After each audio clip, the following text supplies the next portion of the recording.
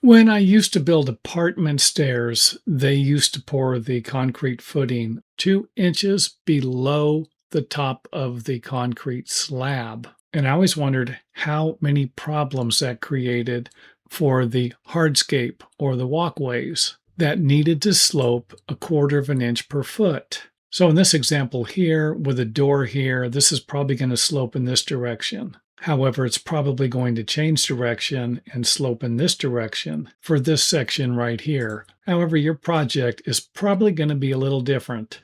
So if everything is level and I lay out my stairway according to those measurements, there's a good chance I'm going to have a problem installing a sloping walkway without having a first riser that's going to be a little taller than the rest of them. So again, we're looking at a flat stair footing, and then the walkways are flat in this example right here.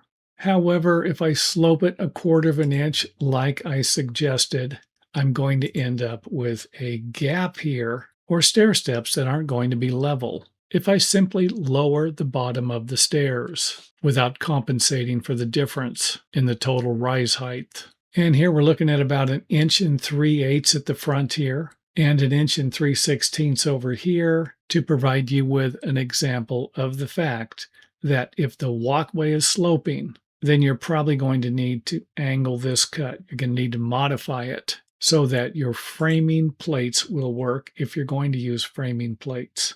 And it's going to be even worse if the bottom of the stairs is going to be further away from the house. And again, in this example here, everything is flat. And to measure your total rise, you can just simply measure from this point to this point, because this surface here is level with the interior floor. So not going to be difficult to measure the total rise here. But it will be once we slope everything. What are you going to do? Measure from here to here? And I haven't even allowed for a drop here. It's not uncommon to have a 1-inch drop in between the interior floor and your landing, patio, or walkway, which is going to make this even worse. So in other words, you're going to need to calculate the height of the hardscaping at this point here to measure your total rise. And hopefully that made sense. However, if it didn't, let's take a side view of it here where we have a smaller stairway. Then we have our 2 floor levels, lower floor, upper floor, and everything is level. Nothing here is sloping.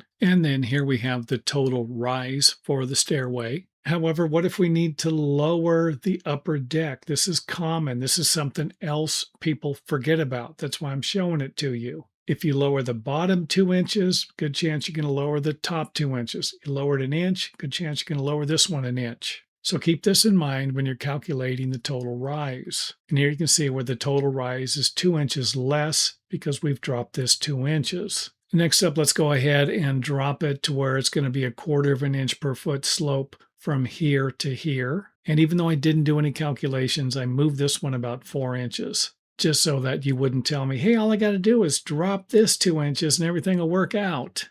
Not going to work the way I drew it, so I don't want to hear about it. Next up, I went ahead and I dropped this 2 inches. Of course, this is 2 inches down, and then this would represent the desired slope that we need. Let's go ahead and zoom in on this. 2 inches down there, 2 inches down there. I went ahead and I dropped the stringer.